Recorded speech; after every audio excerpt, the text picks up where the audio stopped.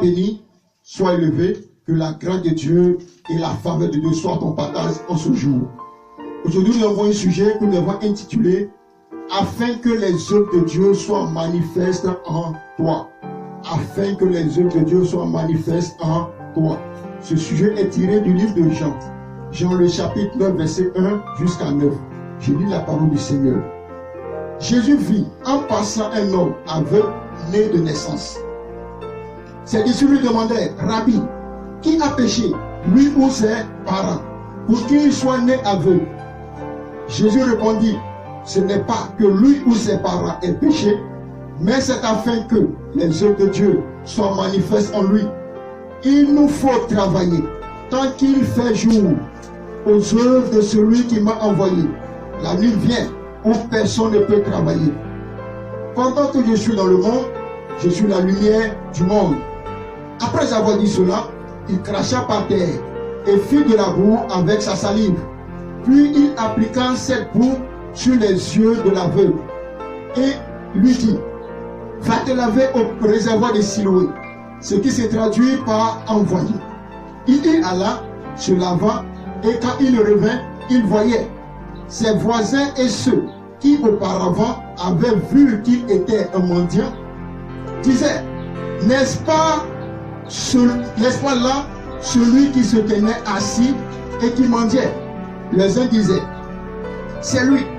D'autres disaient, non. Mais il lui ressemble. Et lui-même disait, c'est bien moi. Gloire à Dieu. Gloire au Seigneur Jésus pour sa parole. Gloire au Dieu Tout-Puissant pour cette parole merveilleuse que le Seigneur nous donne en ce jour. Le sujet que nous traitons ce jour, nous l'avons intitulé « Afin que les œuvres de Dieu soient manifestes en toi ». Voici un sujet très intéressant. Le texte nous dit que Jésus, les disciples de Jésus ont vu un aveugle de naissance.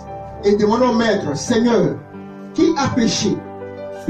Qui a péché pour qu'il soit dans cette situation? Jésus lui dit, il n'a pas péché. Pas que lui ou ses parents aient péché, mais c'est afin que les œuvres de Dieu soient manifestes en lui. Il peut y avoir des situations qui peuvent arriver dans nos vies à cause du péché. La Bible dit dans le livre d'Ésaïe 59, verset 1, que la main du Seigneur n'est pas courte pour sauver, ni ses oreilles trop dures pour entendre nos voix. Mais ce sont les péchés qui font une séparation entre Dieu et nous. Le péché est une cause des soucis. Le péché est une cause des problèmes dans la vie de tout un chacun. Le péché peut être une cause. Mais Jésus dit ce n'est pas le péché. Deuxièmement, une personne peut avoir des problèmes parce qu'elle connaît certainement des attaques spirituelles. Nous avons le cas de Job qui était attaqué par le diable, qui était accablé par le diable et péché.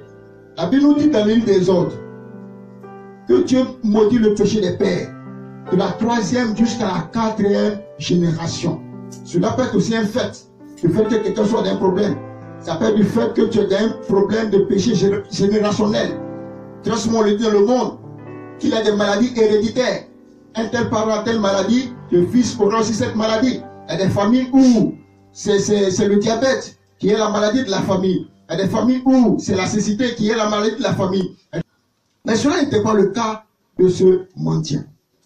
Jésus dit, c'est afin que les œuvres de Dieu soient manifestes dans sa vie. La Bible nous dit que Jésus a posé un acte prophétique.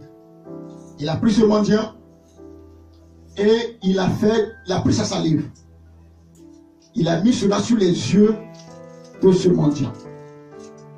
Et lorsqu'il a mis, il lui a dit, va te laver à la piscine de Siloé. À voir. Mais ce qui était étonnant, ceux qui le connaissaient comme mendiant n'ont pas reconnu. Ils ont dit, mais ce n'est pas lui. Donc il dit non, il lui ressemble. Lui me dit, c'est vraiment moi.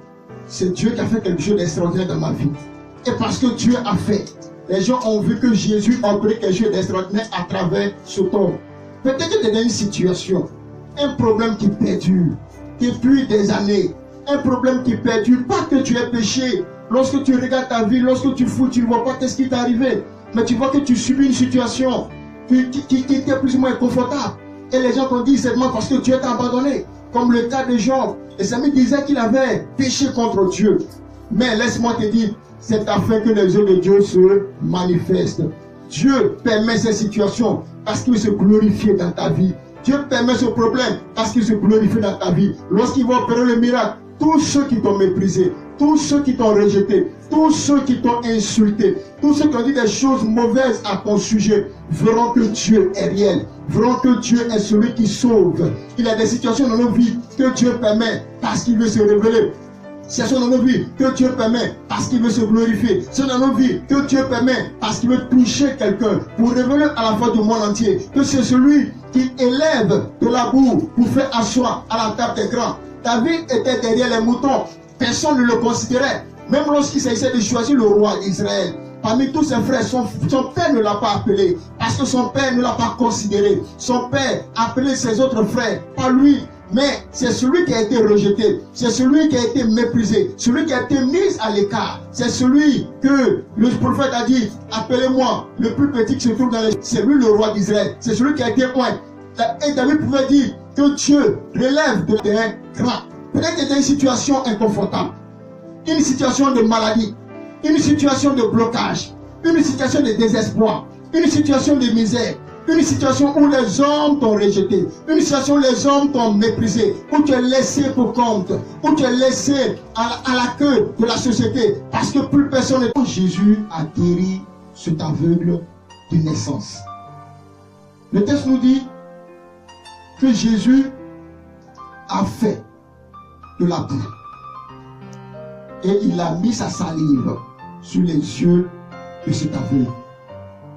Il a pris de la boue, il a remplacé la partie qui est endommagée. Je ne sais pas quelle partie qui est endommagée dans ta vie. Le désespoir, le trouble, le manque de paix. Jésus veut remplacer cela. Jésus veut te restaurer. Viens à lui. Jésus va toucher cette partie qui est endommagée. Il va la remplacer. Il se moque de toi. Cette partie qui fait que les gens te méprisent, les gens ne te considèrent pas. Jésus veut remplacer cette partie. Mais tout ce qu'il te demande, toi qui m'entends, toi qui m'écoutes, tu n'as pas encore fait la paix avec le Seigneur Jésus-Christ. Viens auprès de lui, il va te restaurer. Viens auprès de lui, il va te faire oublier toutes tes souffrances. Il va te faire oublier le désespoir, le manque. Certainement la famille t'a rejeté. Mais Jésus dit, venez à moi. Vous tous qui êtes fatigués, chargés, vous donnez du repos. Dieu veut te restaurer. Dieu veut se révéler à toi. Dieu veut te restaurer, il veut te régénérer. Il veut façonner ta vie. Il fera de toi l'homme extraordinaire. Il fera de toi l'homme par qui il va révéler sa gloire. Il fera de toi, par rapport à ton handicap, il va montrer aux yeux du monde entier qu'il est le maître. Là où l'homme n'a plus d'espoir, Jésus apporte l'espoir. Mon frère, Dieu veut te visiter. Ton cas, c'est afin que les œuvres de Dieu soient manifestes en toi. Ne plante pas, ne te méprise pas. Même si les gens ne te considèrent pas, Dieu te considère. Et il t'aime tel que tu es. Il veut t'utiliser.